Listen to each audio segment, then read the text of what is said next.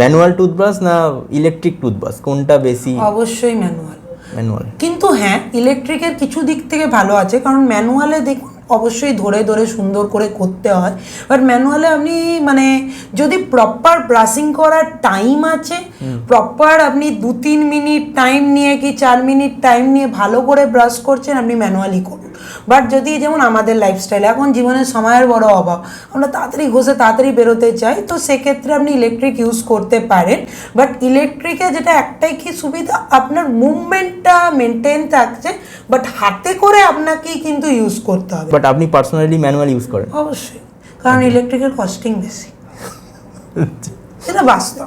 ইলেকট্রিকের একটা টুথব্রাশের কস্টিং বেশি হয়, তারপরে হচ্ছে চার্জিং প্রবলেম, চার্জ দিতে মনে থাকে না, সকালে উঠে আপনি দেখবেন ব্রাশের চার্জ নেই, দাঁত ঘষবেন কি দিয়ে, তখন সেটাই ম্যানুয়ালি ইউজ করতে হবে। তো সেক্ষেত্রে manual till now manual use করি।